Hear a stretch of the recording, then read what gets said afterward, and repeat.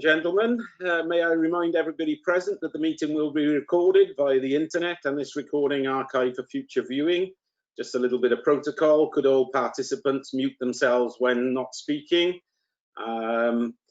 If a participant wishes to speak, please put their hand up. If they can't put their hand up, i.e. in Nick's case or whatever, Nick, shout loud, or use the chat if you can.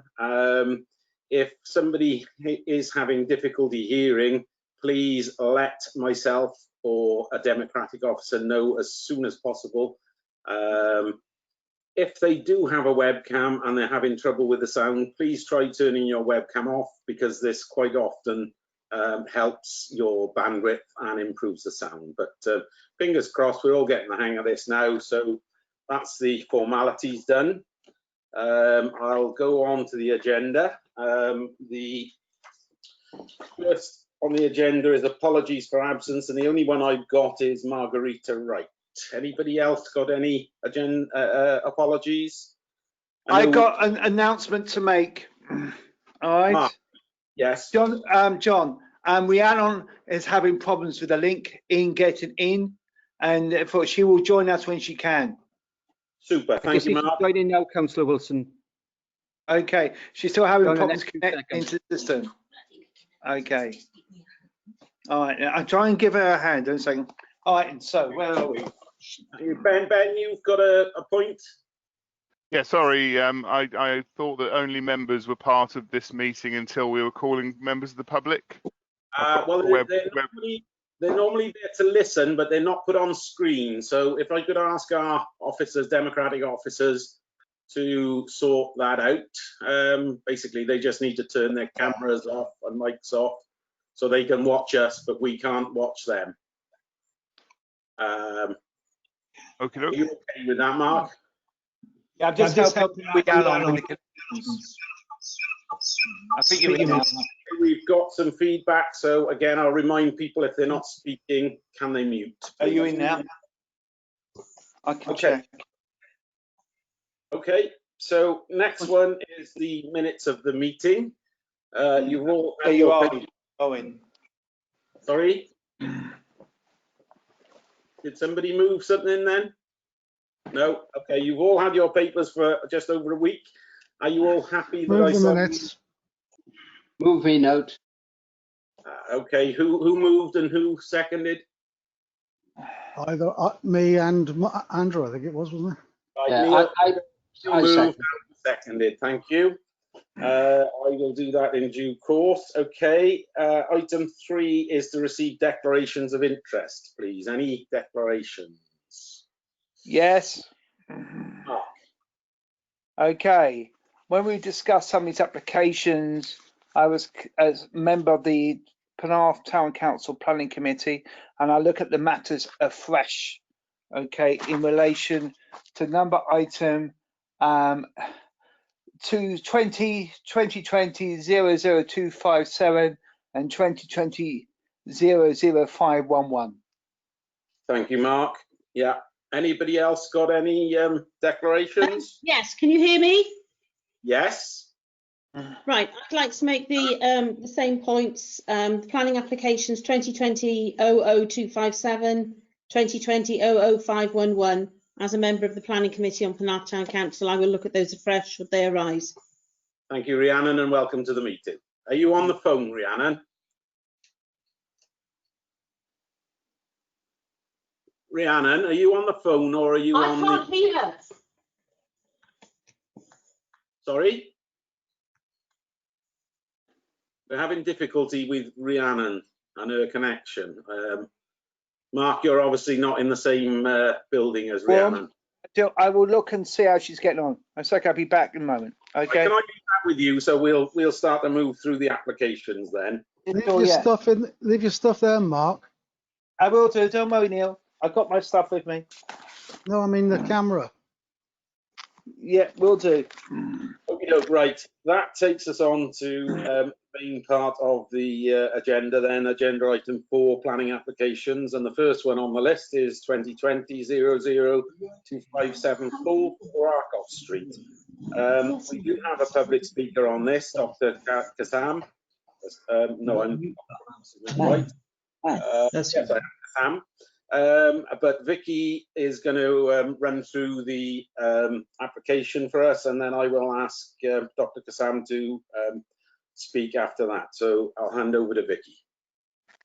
Thank you, Chair. Do you want me to just wait a moment for Councillor Wilson and Birch as PNAF members? If they don't hear everything I say, they won't be able to vote. So I'm happy to sort of wait a minute or so until they're both on, unless if you want me to carry on, I will, but I'm just conscious they won't be able to participate if they don't hear the whole debate. Okay, I can hear everything now. Excellent. We need Mark back in situ now. Mark?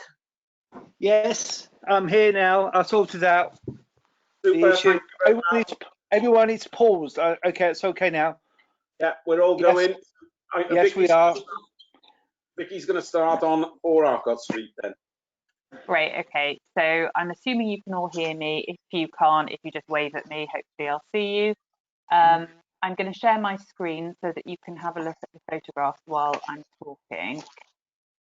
Can you see my screen? Please someone say yes, because I can't actually see you now that I'm sharing the plan. Yes. Great. Lovely. So this is the building. Hopefully members will have received a copy of all of these plans as well, and you've had time to have a look through them.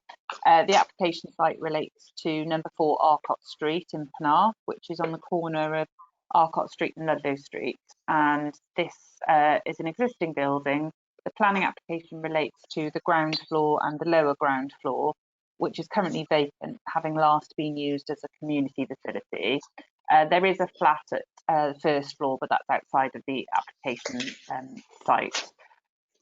Hopefully you can see the photographs in front of you. This application is to convert the existing building to form a further 4 flats, that being 3 2-bedroom flats and 1 1-bedroom flat. You can see from these photographs, this is a typical traditional terrace street, 2-storey property, but as I've alluded to, there's a sort of basement level here that's part of the conversion. You can see the condition of the interior and exterior in some of these photos. The plan is to convert this with access at the rear for a sort of shared area for bin store and cycle store. Obviously, the nature of the property means there's no on-street parking available, off-street parking available, so it would be relying on parking within the street. I think that's it in terms of sharing the plans. Just to advise members, this application is being considered by Planning Committee following a call-in request from Councillor Neil Thomas. We're raising some concerns around the level of amenity space and parking, and no doubt Councillor Thomas will be able to discuss his concerns in more detail as part of the debate. So I think I'll leave it there, and I know we've got a public speaker, so I'll stop sharing my screen for a moment. Okay, thank you very much, Vicky. Okay, Mark, could we have Dr. Kassam up and live, please? And could he, when he's there, confirm that he can hear and we can hear him? Hello. Hello, Dr. Kassam. I can hear you. Can you hear me? Great, yes, I can hear you. Okay, right. You have 3 minutes. I will hand over to you now. And once you've finished, if you could put your mic on mute again and just stay there in case we need to clarify anything until we've just run through what you've said. So over to you. Great, good afternoon, Chairman, Vice Chairman, Councillors. So my name is Dr. Kassam, together with my wife, Emily Kassam. We are directors of IKEC Property in Cardiff, and we are the applicants for the proposed development at number 4 Arcot Street. All I wanted to say really was that obviously the premises has been empty for a good while, and it is in quite a bad state of disrepair with extensive refurbishment work required. The proposed reuse of the building, especially with regards to the rapidly deteriorating lower ground floor, will be highly compatible with the residential surroundings and greatly improve the appearance of the area, as well as the existing first floor apartment all providing high quality accommodation for prospective tenants. Thank you. Lovely, thank you very much. If you'd just like to hang on there while I check with our planning committee members if anybody wants any clarification questions. Anybody? No? Okay, thank you very much, Dr. Kassam. You're more than welcome to sit and listen to us, but unfortunately we're going to turn your means of communication off now. Councillor Thomas has his hand up. Councillor Thomas, you would like to come in. Obviously, you called this in, and I believe you're the local member. You're muted, Neil. No, still muted. Yeah, that's it. That's Sorry, it. my mouse was being very unresponsive. Yeah, no, yeah, and it's in my ward, so which is and it was sent to me as a part of the original consultations, and I voiced concerns, as Vicky said. I mean, I agree this site is in need of development, and the change of use to residential. I don't actually oppose that.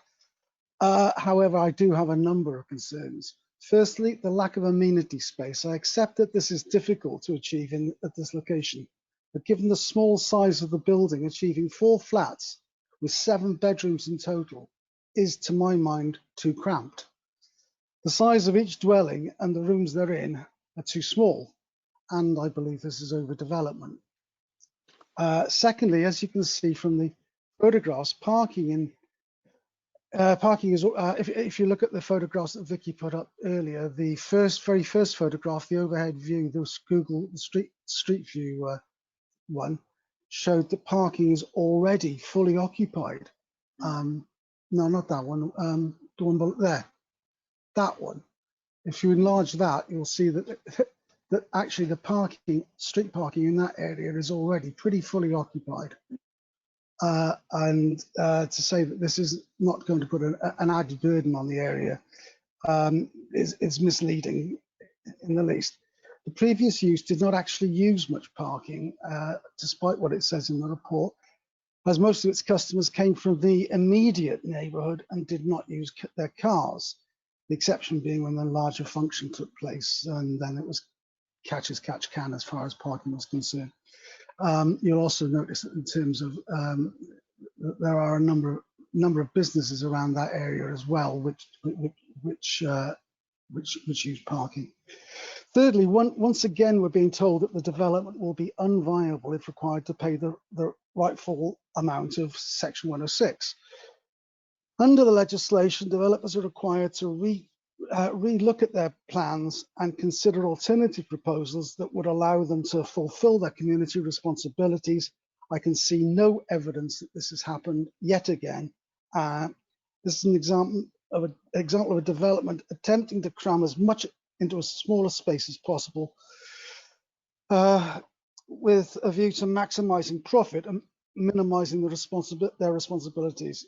Is there potential, Vicky, to claw back the contributions due to the community if it goes ahead, and what oversight is available to the council to examine the actual costs and profits when the properties are marketed to get the actual costs rather than the disputable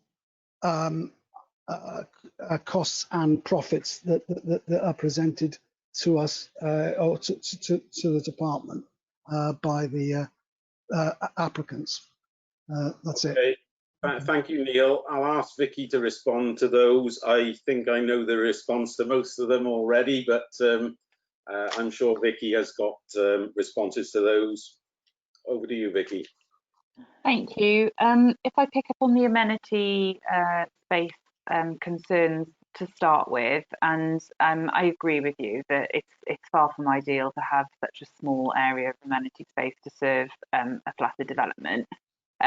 But these types of properties we see a lot of in our larger urban towns. We see a lot of developments like this in Barry, for example.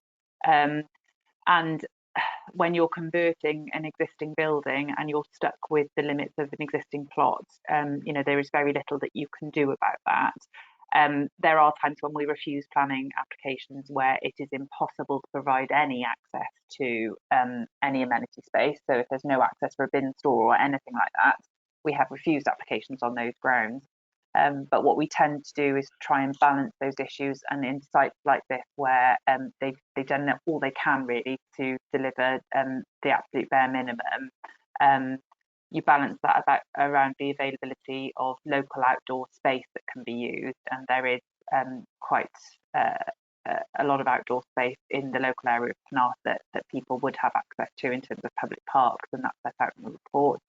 That we think on balance it wouldn't be reasonable to refuse the redevelopment of this property on the grounds of lack of a larger area of garden space.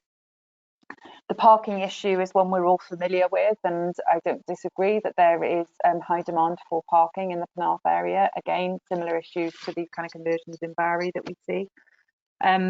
It comes down to the arguments of planning policy, which, as you all know, is pushing us in the direction of maximum rather than minimum parking standards. If something is in a sustainable location and there are alternatives to using a car, like quite clearly there are in Penarth, or very close to a whole host of local services and facilities, employment and public transport here, you don't need to own a car to live here, and car ownership levels are lower in this type of property in 1 and 2 bedroom flats. And for all those reasons, it would be unreasonable to refuse an application in this kind of location for this kind of property on the grounds of no available off-street parking. Furthermore, we've got an existing established use which has a higher demand for parking, as I set out in the report. And I take your point, Councillor, about it depends on the type of occasion and so on. But we really would be struggling at a planning appeal if we tried to argue that this was unacceptable in terms of the lack of available parking. And I'm sure members can recall appeal decisions where we have lost those arguments quite severely. And I'm thinking of the United Reformed Church in Barry as a relatively recent example, where there was an established use with an established parking requirement there. There was an awful lot of opposition in that case from the public because of the concerns about parking, but the appeal inspector was very clear about it. And I don't see any difference here in terms of those arguments, really. So we need to be mindful of that. And then lastly, just picking up on the Section 106 viability issues. As a starting point, I would remind members that those policies are set at a local development plan level, at a very strategic level, and are really what we would hope to get in a best case scenario. They're what we pushed very hard for through the local development plan examination to make sure we were getting the most out of developers when it comes to Section 106 requirements. But they are not going to work, and they are not going to be viable when you're looking at constrained urban sites like this. And I know the Penarth members are frustrated that there have been a number of sites in your area where that turned out to be the case, but it's because of the type of development that you're seeing here. It's an existing building that needs a lot of refit. I know that you want to come in, but let me address the point in the whole, and then you can come back and ask another question if that's okay. My starting point is we set the bar very high, and on certain sites like this that it's not going to be viable. We check that, but through rigorous checking of the viability appraisals that are submitted to us, and we do that by looking at their costs and their expected sales values and so on. They're checked by our qualified officers in estates and our land division to check that everything is as it should be, and we go through that process. Having done that, it is then not reasonable to impose clawbacks, which is what you suggested, Councillor Thomas, and planning policy is very clear around that there are only certain circumstances where it's appropriate to impose a clawback, and that would be where the viability is only not viable now for a particular reason, for a particular point in time. So if the market was particularly suppressed at this current time, if we were in a severe recession that was impeding the housing market and we were expecting it to bounce back next year, that's when you might do a clawback. Or similarly, if costs were exceptionally high at the moment for some particular reason, and you'd expect them to be lower in a year or two's time. Those kind of occasions would mean that we would impose clawbacks. We have done on developments like Barry Waterfront that were 10 years in the offing, so you could expect those costs to vary quite significantly over that time period, but it's not the norm to do it, and we wouldn't be allowed to do it as the norm. Planning policy and the regulations don't allow us to do that. So developers go into development with an element of risk, and that's why they are entitled to have a profit. And you know, that's the case here. All we can do is try and assess that information at this point in time, do that robustly, which we always do. And if it proves that the thing will not be viable, then I'm afraid we have to live with that and just consider whether it's acceptable in planning terms, having considered all that information. Thank you, Vicky. Neil, I can see you bouncing up and down there. I'll let you come back just shortly, but just 2 points to come back onto Vicky. 2 seconds. I just need to clarify to Vince Driscoll, Rhiannon Birch and Mark Wilson that I've seen your messages. I have messaged you back, and I know you all want to speak, so it'll be Vince after, and then Rhiannon, and then Mark. Right, Neil, quick come back on.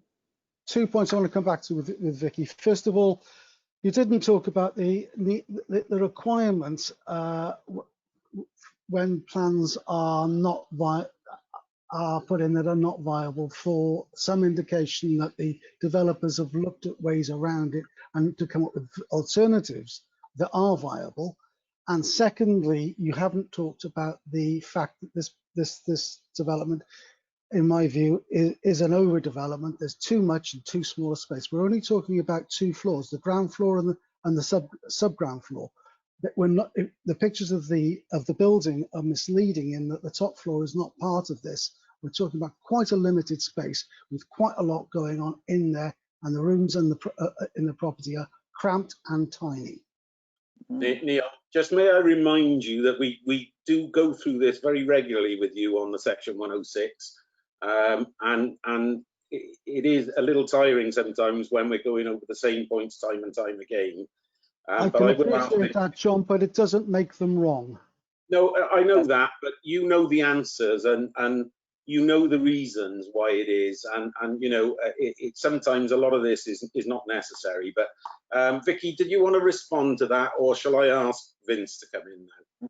No, I'm happy to respond to those points. You're quite right. I did miss the point about overdevelopment, but it really comes down to the issue of, is there enough parking? Is there enough amenity space when we talk about overdevelopment? So in addressing those 2 points, you know, we've assessed this application. Yes, you're right, that the units proposed are relatively small, but there's a market for that. People, you know, some people can only afford to live in a small unit like this, and it's an opportunity for them to enter the housing market with this type of unit if they choose to. That's what the housing market is all about, and it's not a planning matter to say that the property is too small if you know, if they can meet the basic requirements, which is what I'd addressed earlier.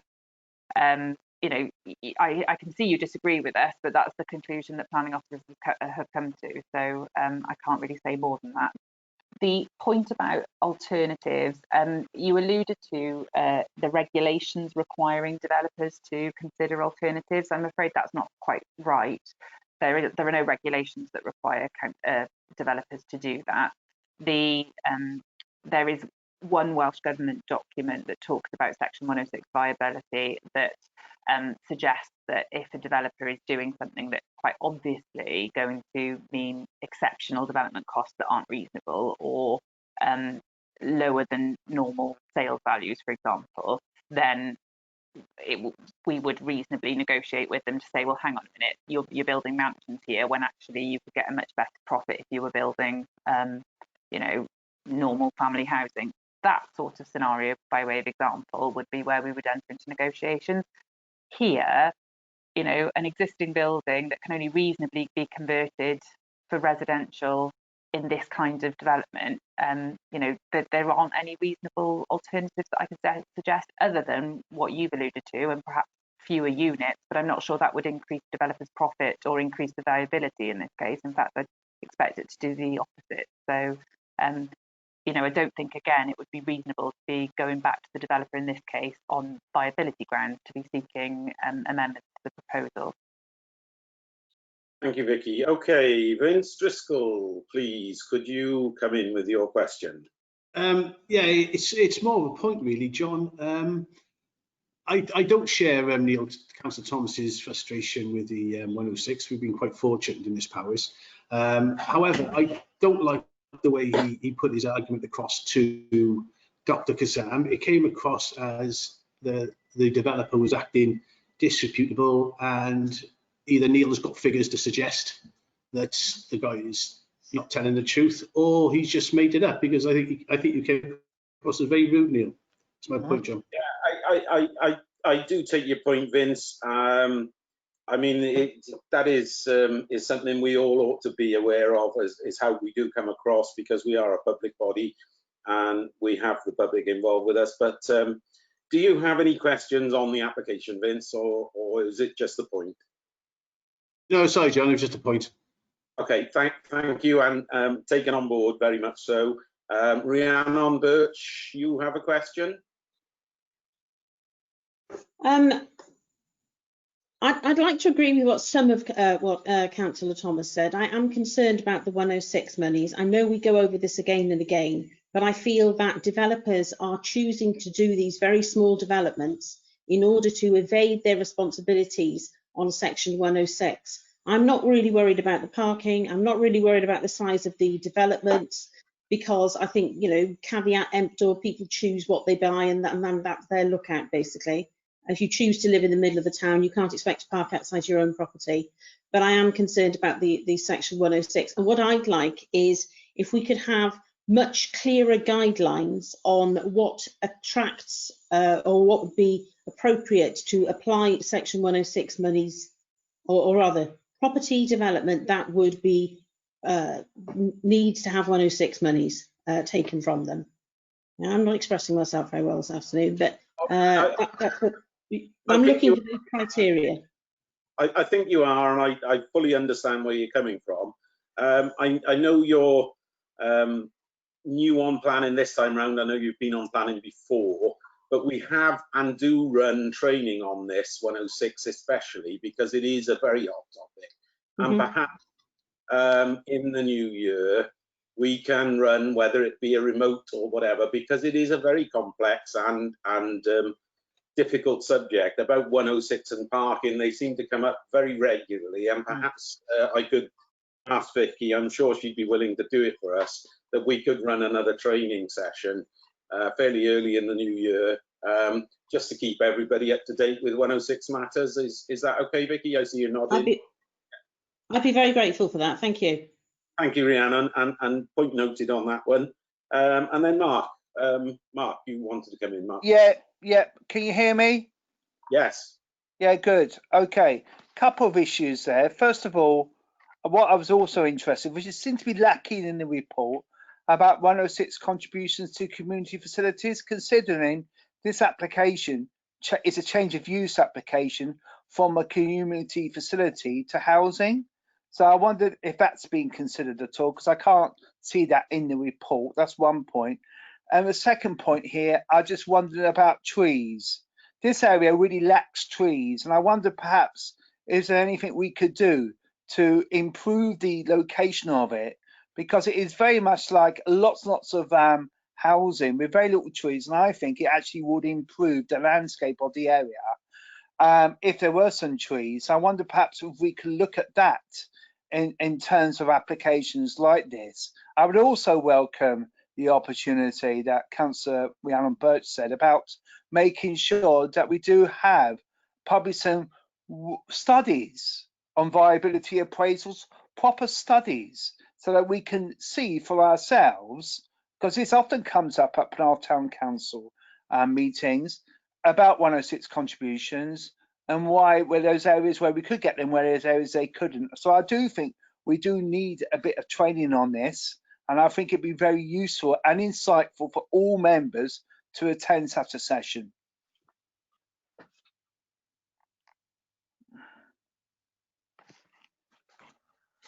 Jonathan, you're on mute. I couldn't hear you, Jonathan.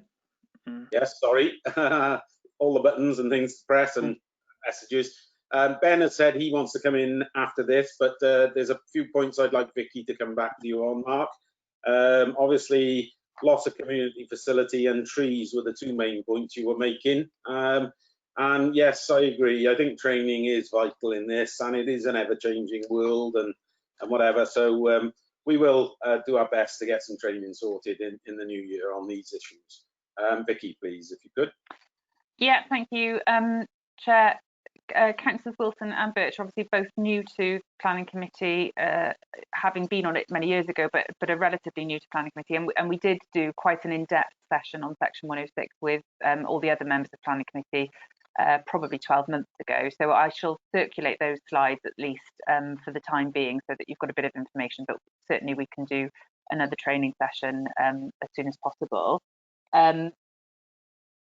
If you'd been at that training session, you'd be aware that community facilities actually the normal trigger for Section 106 requirements. For most things, it hits in at 10 dwellings, a net gain of 10 new dwellings. For community facilities, it's slightly higher, it's 25. So we wouldn't be expecting community facility contributions normally on a development of only 4 new flats.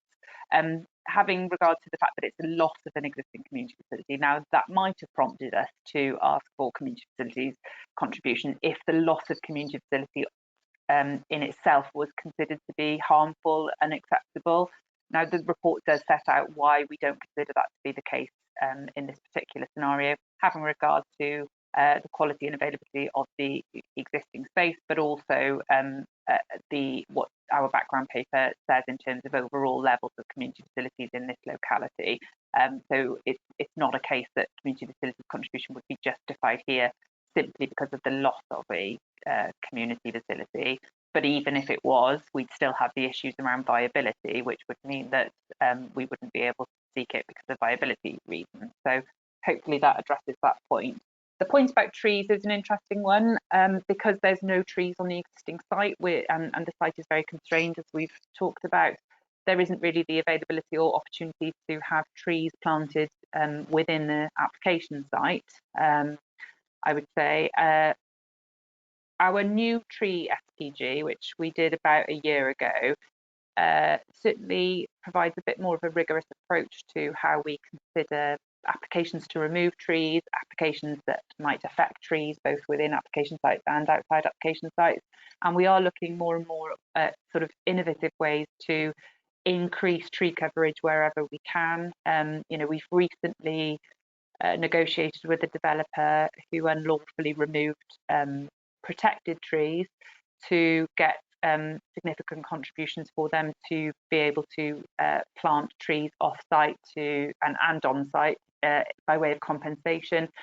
We are very much aware of the council's declaration of a climate emergency, and we are doing all we can to use planning powers to protect existing trees and to plant new trees, and we'll continue to do so. But I don't think this is an opportunity, I'm afraid, for this particular development in which we could reasonably do that. I think that was everything.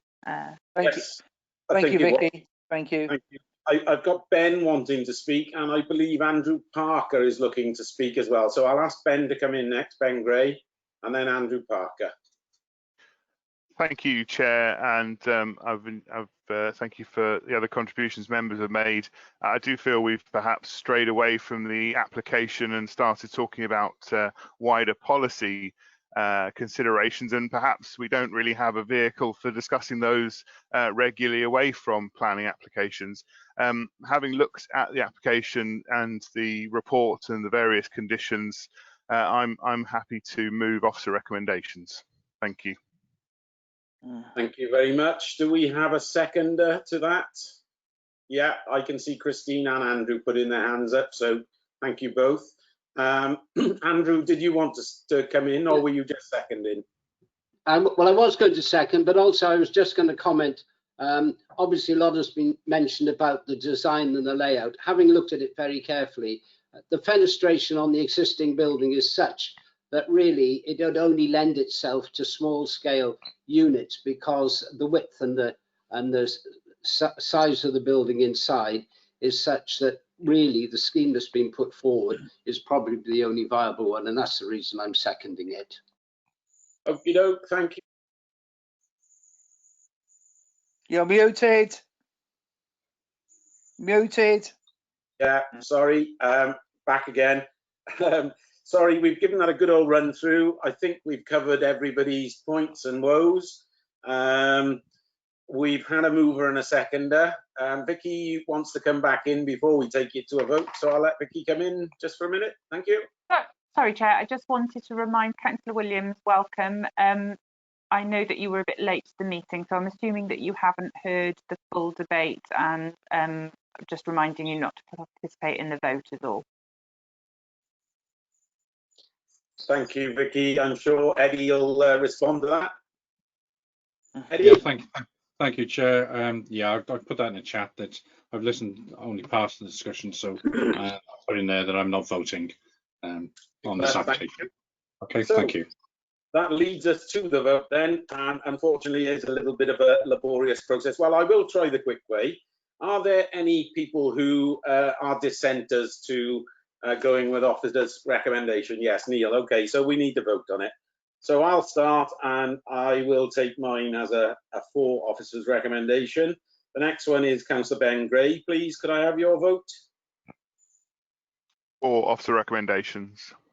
Okay, the next one is Rhiannon Birch, please. Abstain. The next one is Christine. For.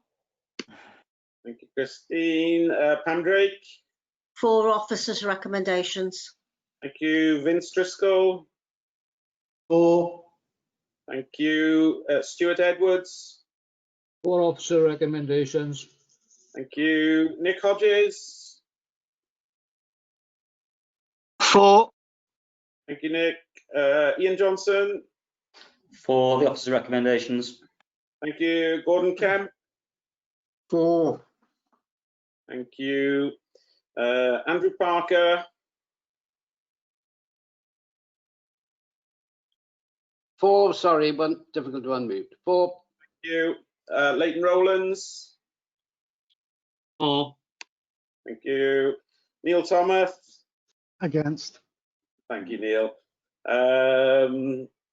Margaret Wilkinson. No, Margaret not online.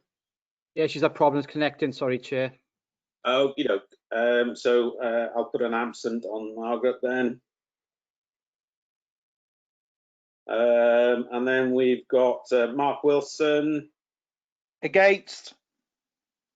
Thank you, Mark. And Margarita is absent as well. So thank you all. That is unanimous for officer's recommendation. Not unanimous. No, not unanimous. Sorry, it is. There were 2 votes against, and all the others were a very much a majority vote. So we will move on to the next one, which is 2020-00511, Unit 4 Beachcliff, and Steve Butler is going to lead us through this. Steve, we do, I believe, have a public speaker on Beachcliff. No, we don't. No, we don't. I'm wrong. We do have lake reps or whatever we call them these days. I still can't get used to others, but I'll hand over to Steve now. Okay. He will lead us through the application. Thank you, Chairman. As you say, there's we've had a matters rising note on this application, mainly from local residents. They've just really want to emphasise their concerns in relation to the impact that the takeaway would have on the character and the amenity of the Esplanade in terms of occupiers and both visitors to the seafront as well. It goes on to raise concern that some of the members may not be fully aware of the detriment to the area that the takeaway element has. So Vicky's helpfully put up a site location plan. So I think we all know the site, which is Beachcliff in the Esplanade, Penarth. This is the 3-storey building that's been renovated over the last sort of 10 years. So the application itself is to one of the units, which is Unit 4, is approved as an A3 unit. So this as part of the 2013 consent, planning permission was granted subject to a condition restricting its use as a takeaway.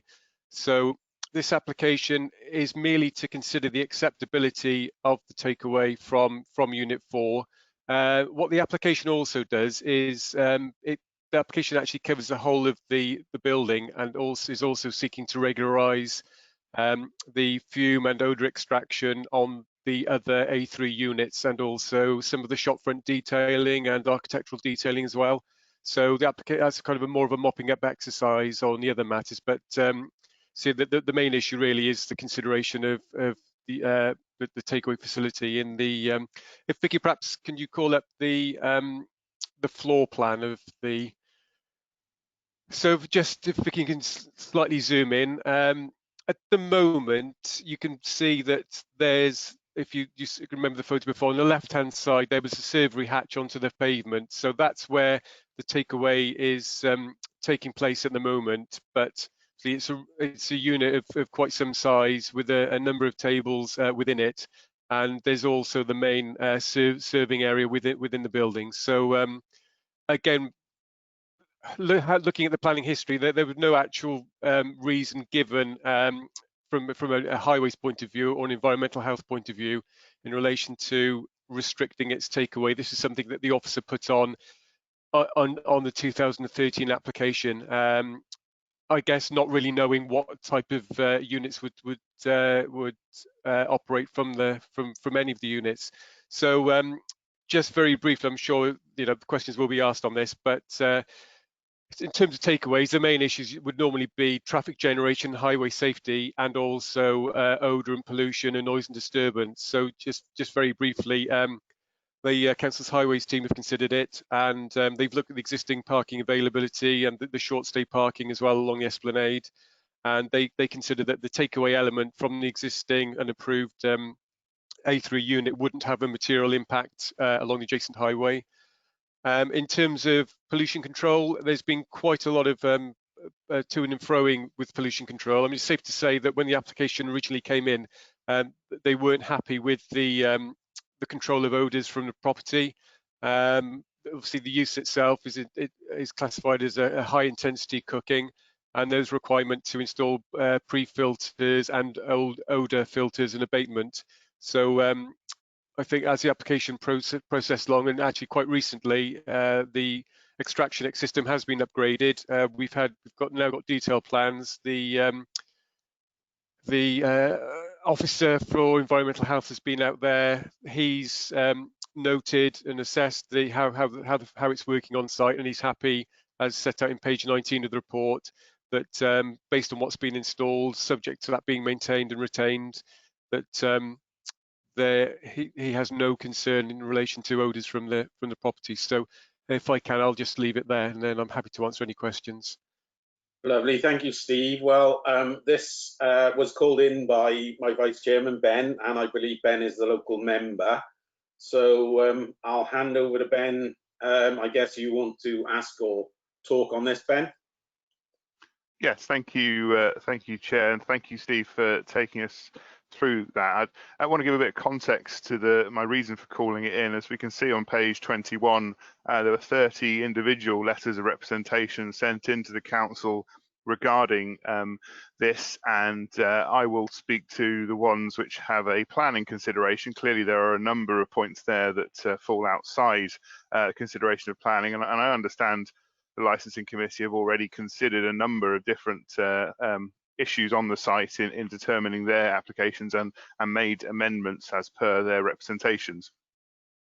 The nature of the Esplanade in Penarth to this point has been one of takeaway counters at the entrances to the pier and on the pier, and sort of a walk up nature, and then along that stretch of redeveloped buildings, the class of use designed for kind of eating in and taking the time to spend time in those buildings. And I think the residents are particularly concerned about the nature of the environment, the street scene, the feel of that as a result of what has changed. Now, clearly, COVID-19 and the temporary lifting of considerations around changes of use led to a situation where we had at times hundreds of people waiting to queue up for that particular serving hatch out onto the path, and a considerable amount of waste generated. Now, I don't know that is representative of the future, and I'm not going to you know, in both senses, we shouldn't use the COVID-19 argument to either for or against for it. The fact that they've moved to takeaway when they didn't have a class of use for it, but it was COVID, we shouldn't hold that against them. But equally, the fact that there hasn't really been a chance for this as its previous use to prove itself. You know, this was welcomed by residents down there when they were looking at it as a restaurant that might do the occasional takeaway, but primarily it was a sit-in fish and chip restaurant, as opposed to the other operations that are already in existence. And certainly some of the points related that weren't necessarily planning points around the way the public have behaved mirrors the fact that the Esplanade in Penarth maybe doesn't have the same facilities as the resort area of Barry Island for handling the large groups of people using toilets or the large number of bins. On page 19, with regard to the fumes, there was, although the officer notes 15th of October at the bottom of page 19 that the new design is in order, there are still complaints outstanding, and that's noted in there. You know, residents above this setting are still experiencing life above a takeaway when they thought they were going to be living amongst restaurants. And you know, we welcome the sort of the tapas restaurant that's come in. This is going to be a fish and chip restaurant. There's a bar there, but the whole nature and feel of the street has changed. And so this is why it was called in. I think it was important to look at it in the context of the wider area.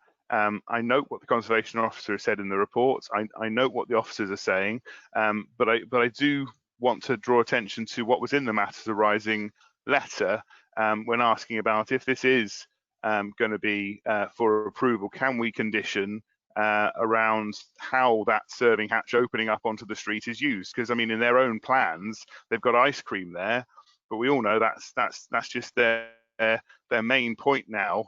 To distribute this out. So I think it changes the nature of how that run of buildings looks and how the area is used. And I think that's the important point I'd like covered really by the officer. Thank you. Thank you, Ben. Steve, over to you. Thank you. Thanks for your comments, Councillor Gray.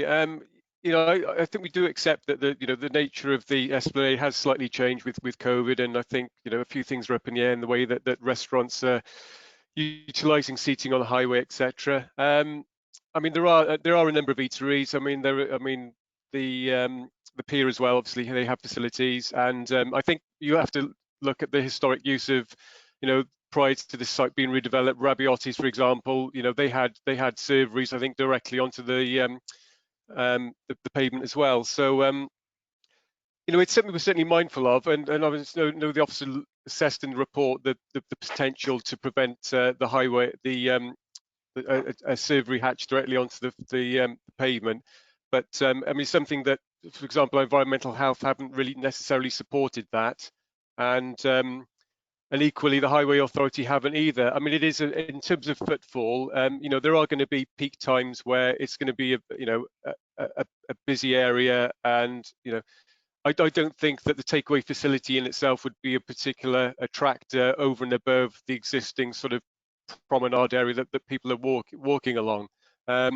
Just again, in terms of the use, just again to emphasise, in terms of odor, I know there are still complaints. I have spoken to the officer on that matter today, and I think one of the complainants has been has been somewhat bottomed out, but all I can emphasise is if this takeaway facility didn't exist, there would still be cooking of the fish and chips. There would still be cooking odours associated with it. You might argue that, obviously, with a greater sort of throughput with takeaway facilities, that could be intensified somewhat. But from a technical point of view, we've been told that they are satisfied with the odours. Now, whether or not you can still smell the odour and it come within the regulations, that might be a different matter. But from a technical approval point of view, our SRS team have advised us that that they're actually happy with that. I mean, the condition does require that these filters are maintained and retained, because that's an important thing to make sure they do work, because they do build up with grease, etc. Again, the concern in relation to litter, etc. There's a condition that requires, and the applicant has agreed, for a number of bins to be sited outside the shop. That will take sort of address the concerns in relation to litter. Again, it does appear to be that there's a peak period, you know, probably 2 or 3 weeks in the summer months where there is a problem. And I think to some extent as well, when we move into winter, whether that servery hatch will actually be open, I would imagine in the middle of winter that's not going to be open because there'll be people eating inside, and I think that if the takeaway service does continue, that they'll probably be going inside the unit to pick up their fish and chips. It's just the nature of, in the middle of summer, you would have it open, and also I think that was tandem with serving of ice cream from the same kiosk front as well. So you know, I think the officers, you know, the report does go through the issues, and I know there's lots of concerns. We do have a number of objections, but a lot of those are really revisiting issues that we can't reopen because the fact that it's an approved A3U. So we are just looking at the impacts of that takeaway facility, which is essentially the impact on highway safety and any additional impacts in relation to noise and disturbance and odours from the takeaway facility, which, given the footfall in that area, is as this report says, is very, very minimal.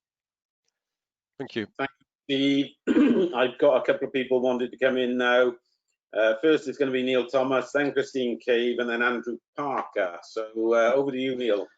Yeah, first, thanks, Chair. First, I'd like to challenge some of the wording on page 20. I don't believe that any of the fish and chip related waste came from me. If you look under waste management, the first paragraph in italics, it seems to say that it did. It's just very unfortunate wording.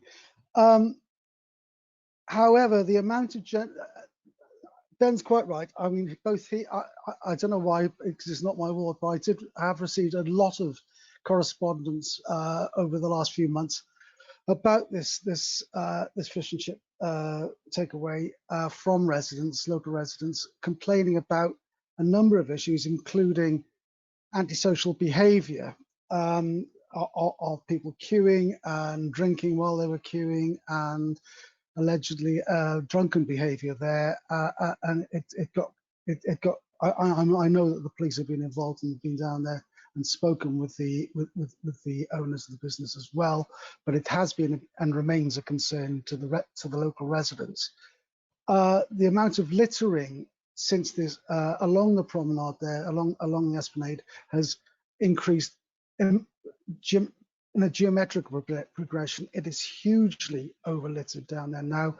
I know that other outlets down there, one bit further to the south, send a member of staff out to pick up litter, particularly in the Italian Gardens area, which is close to them, and have some kind of regard to social responsibility. This business does not.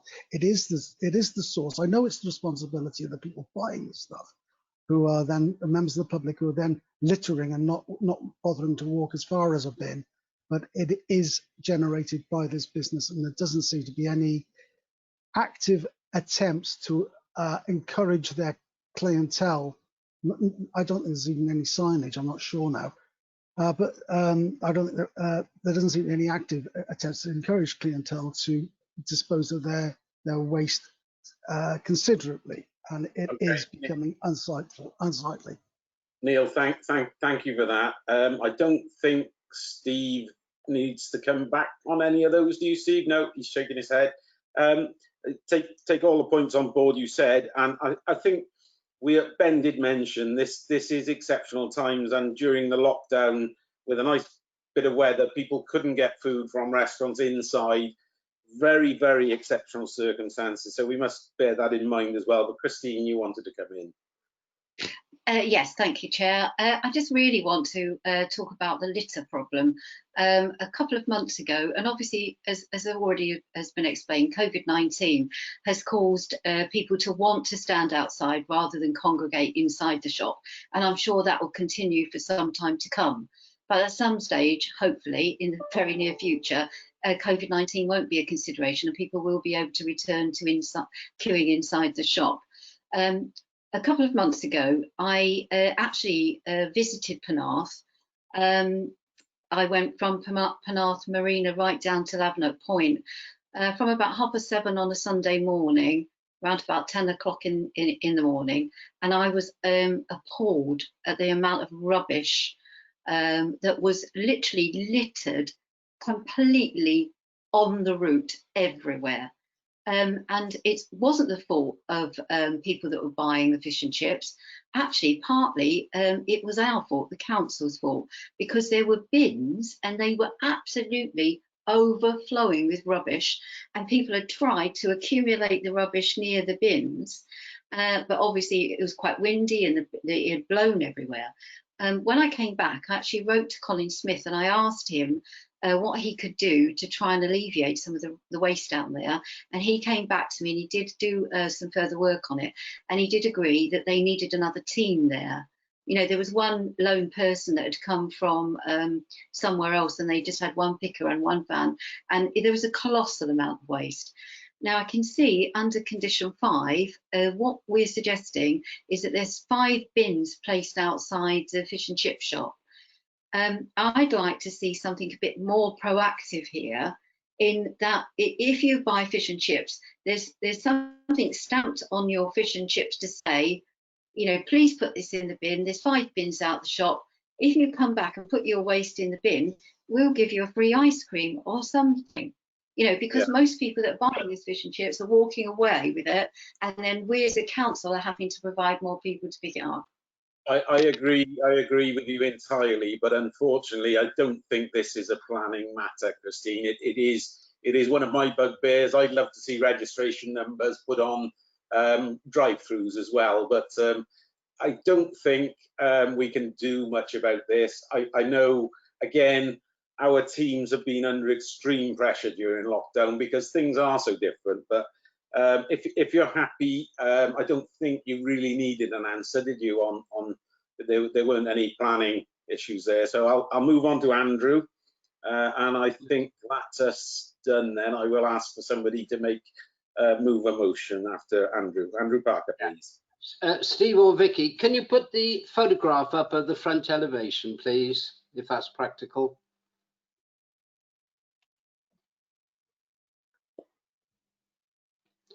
There we are. That's fine. Now, my concern actually is for people using the footway. As you can see, there's actually quite a steep curb there, and I'm not aware that if you're on a wheelchair or a pram that you could actually get onto the closed-off parking area at the moment. Similarly, it's also blocked off by all the barrels. So two prams or 2 wheelchair users actually couldn't pass on that pavement. Vicky might know, is there a one-way system, not that anybody sort of follows it, that actually would show it, but I certainly think that we need to get some advice on wheelchair and on the use by disabled people. I'll say this again, this isn't really relevant to this planning application. It's a highway matter. Sorry, but a lot of this stuff is there because of COVID. But Steve, yeah, you'd like to come in.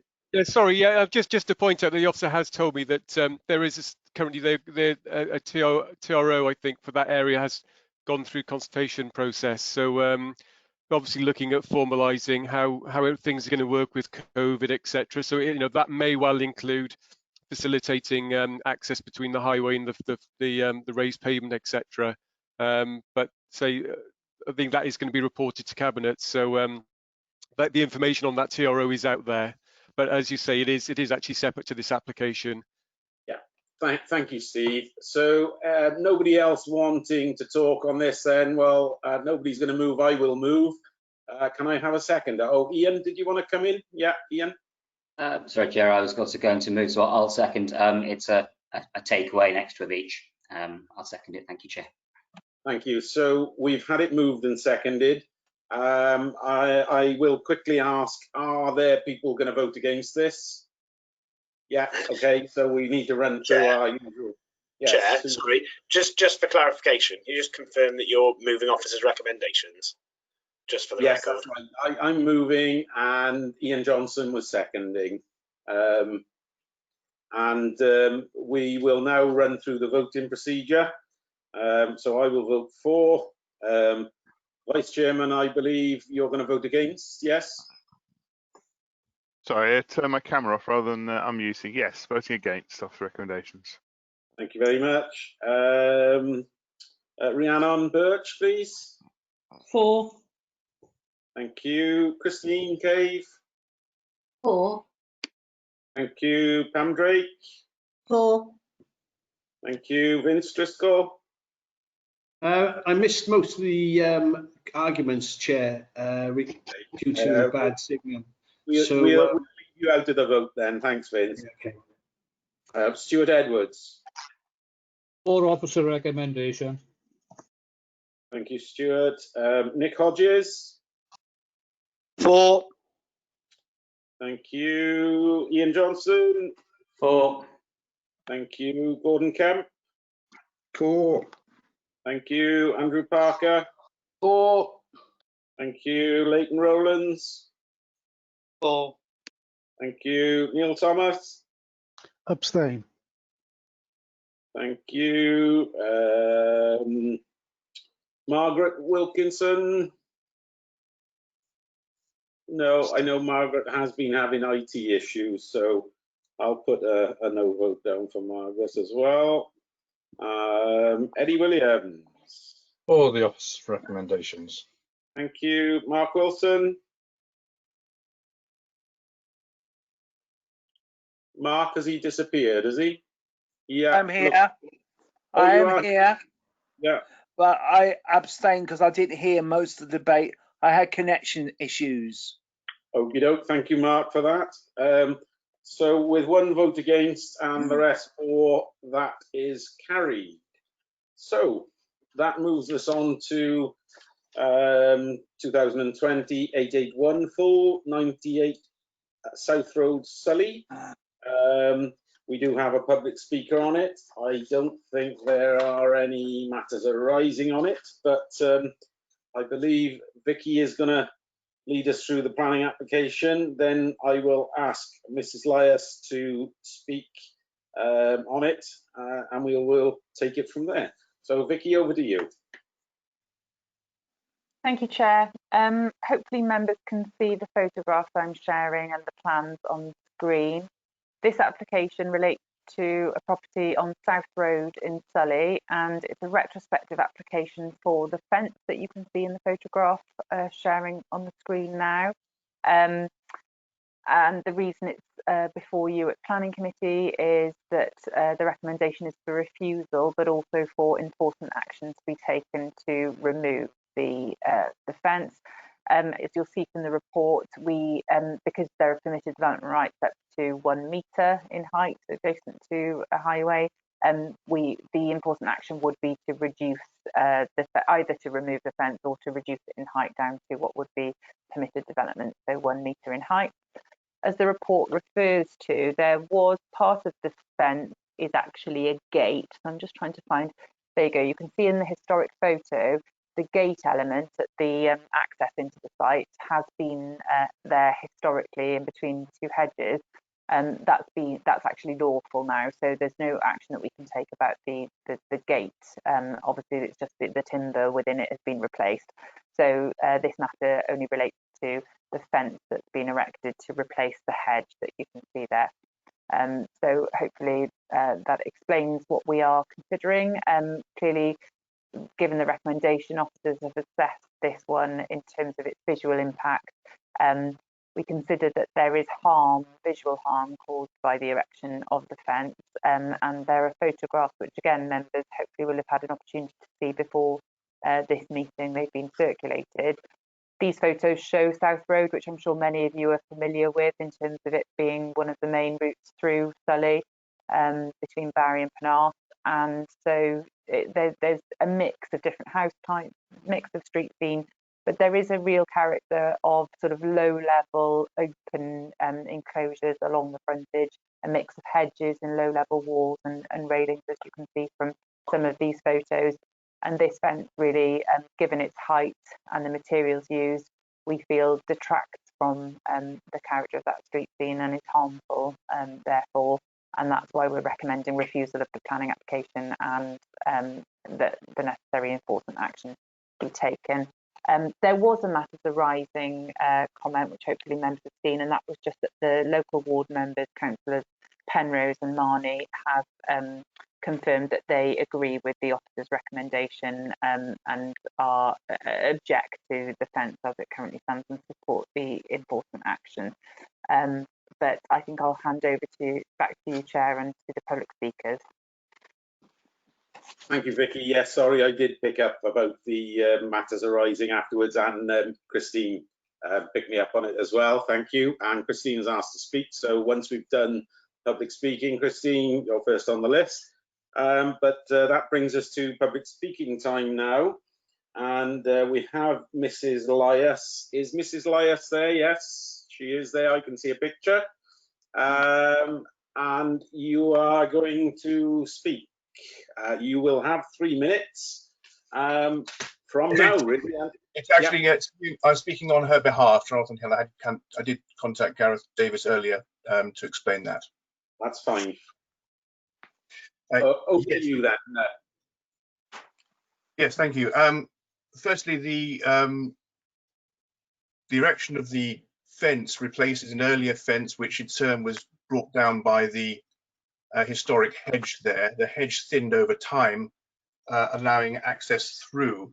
Mrs. Lias runs a very useful and essential childminding service for local residents in Sully, and it is essential that she's able to keep children in her charge from getting out onto what is a very busy road, and which from your photographs you can see that people mount the pavement and park up for the pharmacy for the most part, and in previous years for the post office.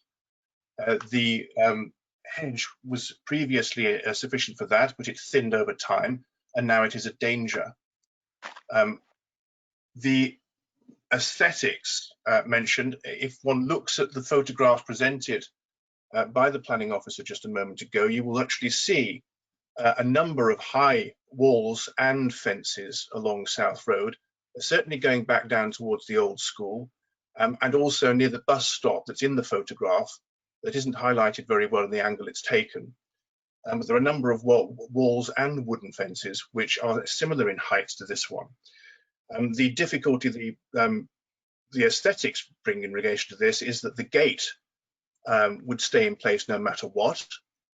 If the enforcement action that is proposed is put into effect, you will have a certainly jarring disparity in height between a fence which will no longer have the effect of being able to keep children inside the property, but will now be at odds with the existing fence, which of course slides down the run of the existing fence, and in the absence of a fence of similar height could cause a danger to members of the public if they were leaning on or looking through the fence at the time, as the gate slides too, apart from being aesthetically displeasing. And if the gate is also left open, it's going to be covering that part of the fence in any event.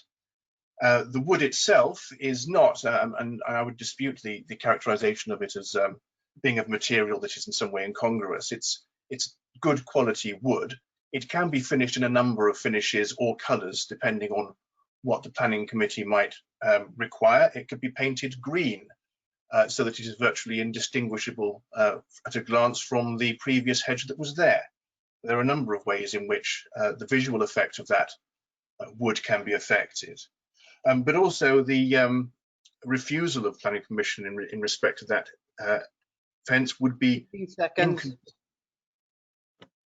with a number of other developments around, particularly around the corner in Western Avenue, where number 3 has had a similar development approved with a dwarf wall in the context of a street which is much shorter.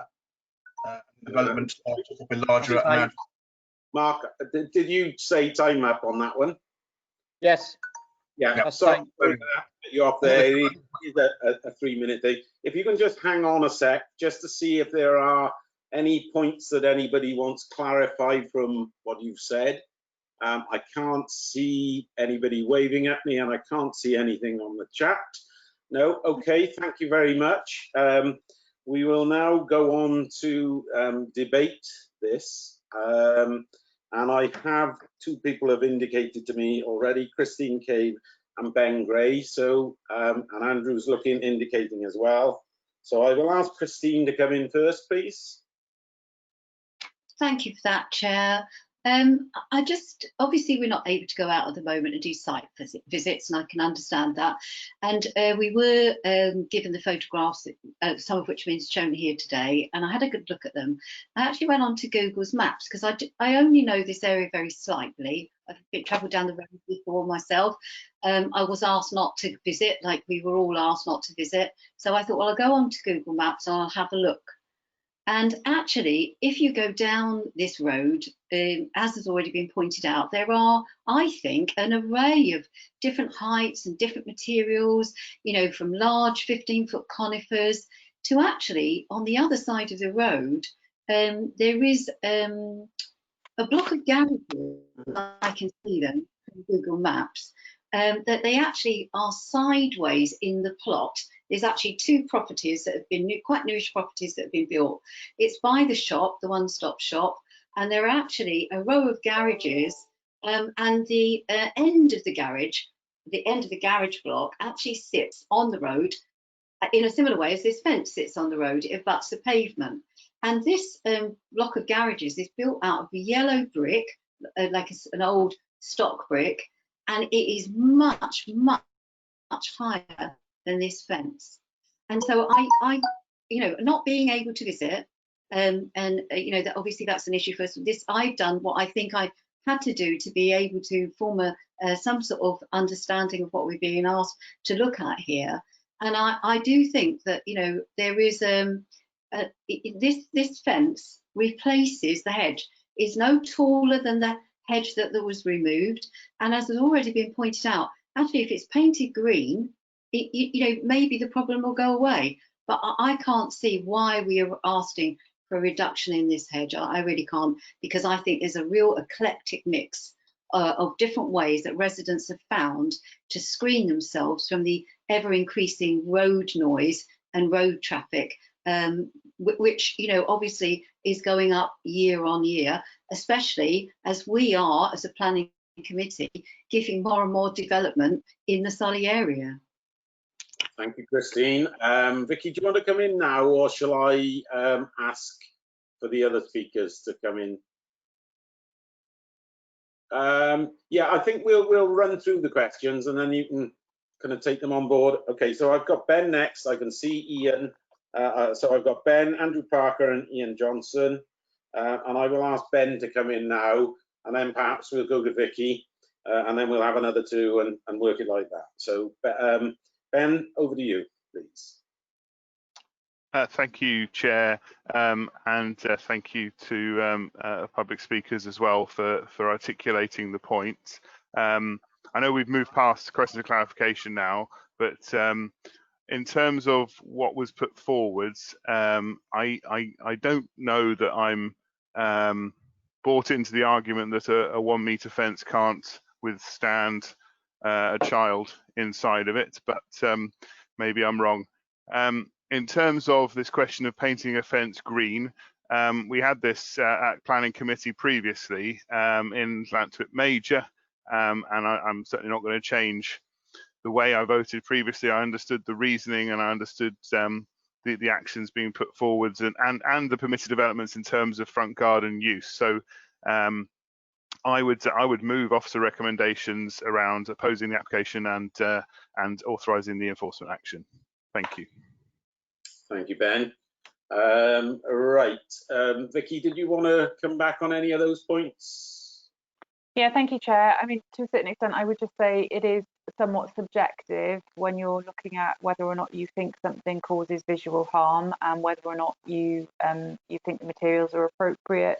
I take the point, and I did try to make the point that this is a mixed street scene. There are all different house types. There are, you know, there's no consistent building line. There's no consistent boundary enclosure, but there is a degree of openness for the most part. And we feel that if this were to be allowed, many others could do the same, and then there would be an overall harmful effect from having, you know, close board fencing all along the frontage of what is the main through road through Surrey, and you know that can look very harmful.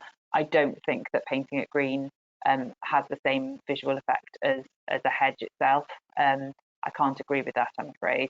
I agree that painting it green or perhaps a darker shade would probably improve the appearance from what it currently is, I don't think that that alone would make the fence acceptable. And obviously, you know, that is a view that is supported by both local ward members here in Selly, who also, you know, have objected and agree with the recommendation here. Yeah, thank you, Vicky. And yes, I agree. I think that just straightforward painting is not the answer. I think it could be made acceptable with some design changes and some shaping and maybe some pillars and things like that. But at the moment, it's just corridoring that road as far as I'm concerned. But who am I to think? But Andrew Parker wanted to come in next. Andrew. Yes. Thank you, Chair. Yeah, I would support the local ward member, Bob Penrose, as well. I think the height of the fence is clearly excessive. I think it's 1 metre or 1.1 is allowed under permitted development, which is normal and acceptable.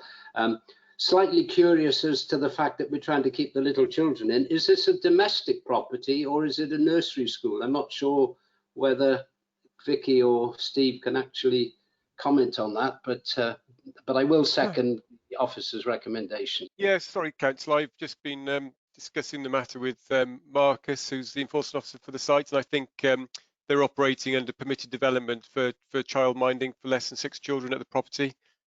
Well, certainly that's how they've presented the situation to us. Okay, thank you. Just yes, Andrew, thank you, Steve. That's fine. Thank you. I heard you seconding. I haven't heard somebody propose it, have I? Or perhaps I missed it. Ben proposed it. Okay, so as Ben has proposed it, you've seconded it. I've got Ian Johnson wanting to speak next, and then I've got Mark Wilson wanting to come on. So Ian, over to you, please. Thank you, Chair. I actually wanted to say that I thought the public speaker made their case very well, certainly in terms of the height of the existing gate and sort of the wider street scene. And if it hadn't already been moved, I would probably actually have been recommending or suggesting a deferral to allow further discussion on this. So I think I'm interested as to. I think we judging by the comments so far, people agree that that the current aesthetic is not the best, but that there should be a solution to it. I appreciate that the officer will probably tell me that they want to refuse and have the enforcement powers in order to force their hand to make changes.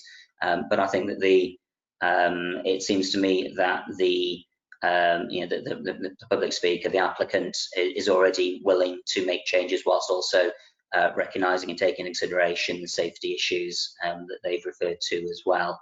So I feel actually a little uncomfortable in it feels like how to crack a nut in doing the refusal and the enforcement when it seems to me that they've expressed willingness to move forward with this with making changes. And to be honest, I'd like to see the officers, sort of having what appears to be a better discussion with them about potential outcomes. What it's like at the moment isn't really acceptable, but I'm not sure that that an alternative that seems acceptable has also been put forward by officers as to what it should look like. Because what it would look like if you had that 1 metre 8 gate with a 1 metre high fence or hedge or whatever, also I don't think would be a good look on that in the aesthetic and street scene. Thank you, Chair. Thank you, Ian. Yeah, I see and hear exactly where you're coming from, but I do see our planning officer's side of it as well, because if they were to continue talks and we approved this or whatever, or put it on hold, and talks broke down, there would be a nowhere to go. Whereas if we give them the enforcement and turn it down, there is a free go for the applicant. They get a free go for a resubmission. So that would give everybody the opportunity to get this design right and get it changed to something that's acceptable to all, and it wouldn't lead us into a stalemate position. But I know Mark Wilson wants to come in on this as well, Mark. Okay, thank you, Chair. I mean, I take Councillor Johnson's points, and I think he's made a good point in terms of discussing the application a bit further. And I got nothing against that idea. But if you think it's going to frustrate the process, and I'm just wondering, perhaps I got a couple of questions really about the fence and obviously the shrubs that need to be grown. It's going to take some time to grow those shrubs to get to a reasonable height. And perhaps maybe we could look at looking at an application whereby, you know, the fencing could stay for a while until the shrubs are grown to a reasonable level. And therefore we could take away the fencing once it's achieved that certain height that, you know, that everyone feels comfortable with. And I wonder perhaps is there something that the planners could consider? I don't think we're particularly talking about shrubs, Mark. I think it doesn't have to be shrubs. It could be just changes in design with pillars or whatever. Okay, so thank you for that. That's helpful then, because I think obviously, you know, if there is something like that, then clearly I think we do need to think about more discussion then in that case about the applicant. By refusing this and giving enforcement powers, it gives us the means to have a full and frank discussion. The applicant gets a free go, a free resubmission, so it doesn't cost them anything. Yet, if you know, we don't end up with a stalemate scenario where we've approved something on the grounds of hoping that discussions work out.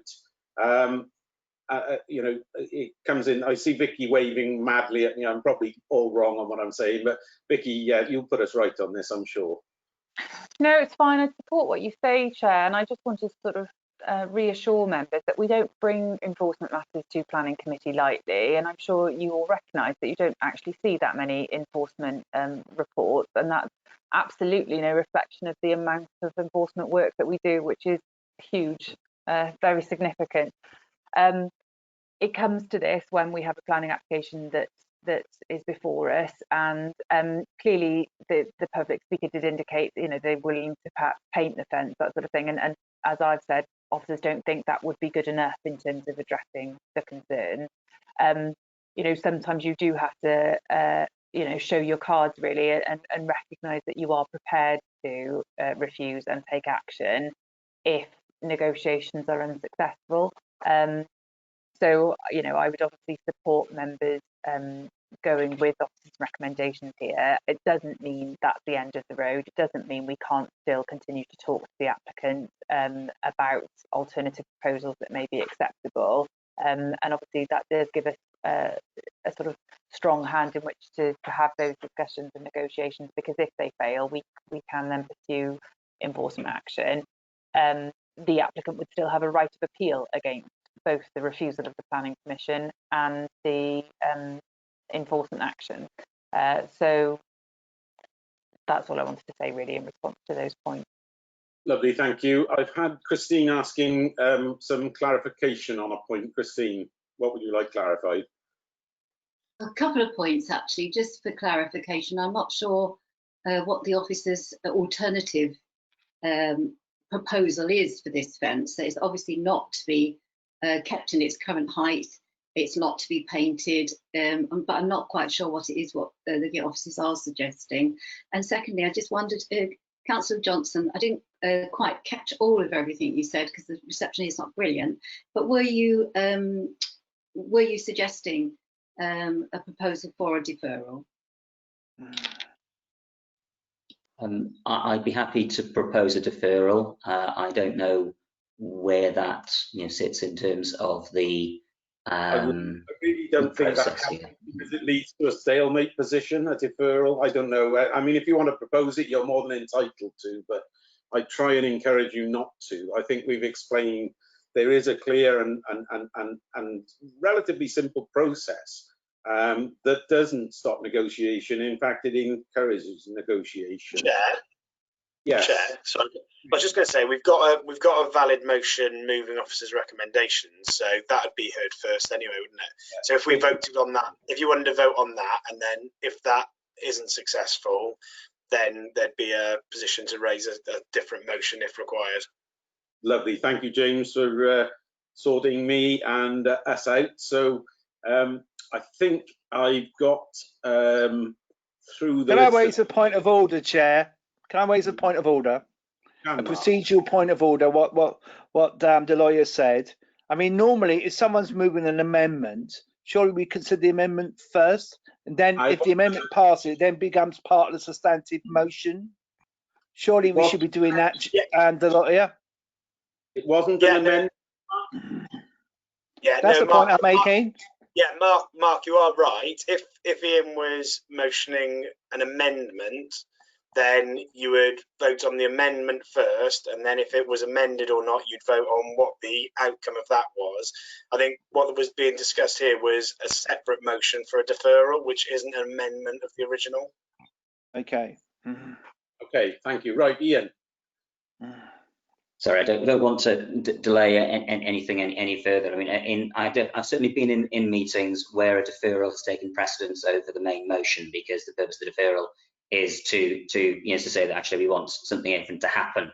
I'm happy in this case for the main motion, to be heard. But in a process sense, I've certainly been in meetings where a deferral, or I remember deferrals taking precedence over the main motion, even if it's on the table, because the deferral, would be a position of committee to ask for further information or to move something to the next meeting. That's what I concur as well. I concur with that. I concur with that, absolutely. Hang on a minute. Now I'm going to cut you off. You interrupted me earlier. I'll let James come back in. You're all having a go on this. I was just going to say, I think from a procedural perspective, I think you probably could do that if the people who brought the original motion agreed to allow the deferral motion to take precedence. And that is how we have done it in the past, as I recall. But whatever it has been done in the past doesn't make whatever's being done right at the moment. But I think we're none of us are arguing the case here. Nobody's upset with what we're doing or whatever. We have had a mover and a seconder.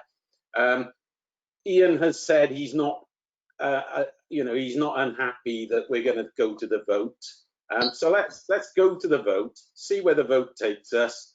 And then, yes, Vicky is indicating before I take you to the vote, then let Vicky come in on. Sorry, my dog wants to speak to you all as well, I think.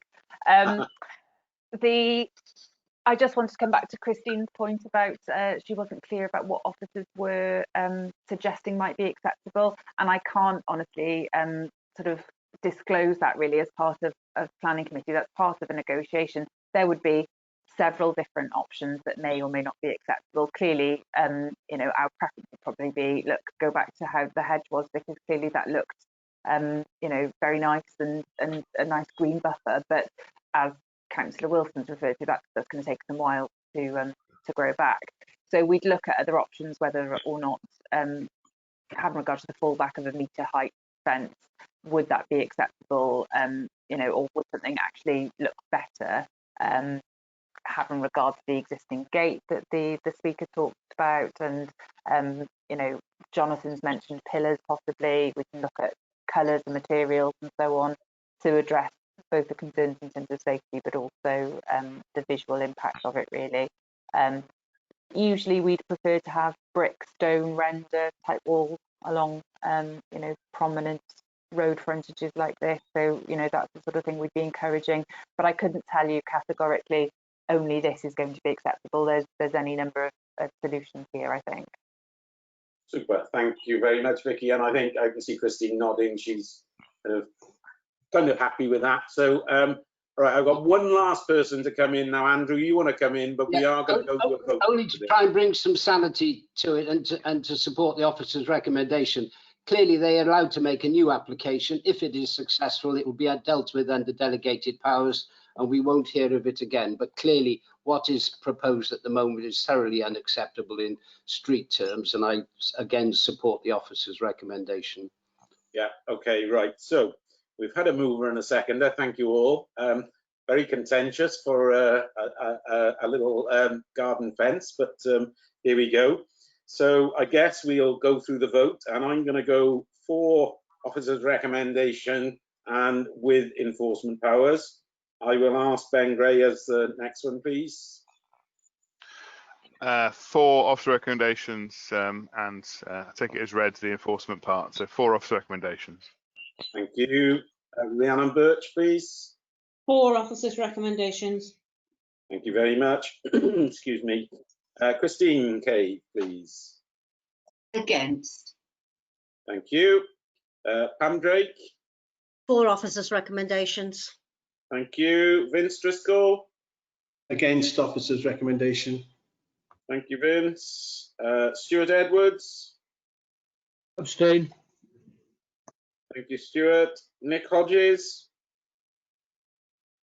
For, Chairman. Thank you, Nick. Ian Johnson. For. Thank you, Ian. Gordon Kemp. Against. Thank you. Andrew Parker. For officers' recommendation. Thank you. Leighton Rowlands. Against. Thank you, Leighton. Neil Thomas. For officers' recommendations. Oops. Yeah. Thank For. you. Yeah, I got that, Neil. Thank you. Margaret, I don't think is with us. I can't see her on the list. So I'll go to Eddie Williams. For officers' recommendation. Thank you, Eddie. Mark Wilson. For recommendations. Thank you, Mark. And Margarita is not with us. So that gives us 4 against, 1 abstention, and the rest, which is 1, 2, 3, 4, 5, 6, 7, 8, 9, 10. I make it 4. So that clearly is carried. We obviously have faith in our officers that they will come to an agreement and get something sorted during the interim period, and fully expect there to be a new application, and this will probably be sorted without our intervention again. But that leads me to agenda item 5. And there is nothing on agenda item 5 or agenda item 6. I will thank you all for your attendance, your tolerance and patience, and your input, and look forward to seeing you again very soon. Thank you. Cheers now. Thank you, Chair. Thanks. Good, John. Chair.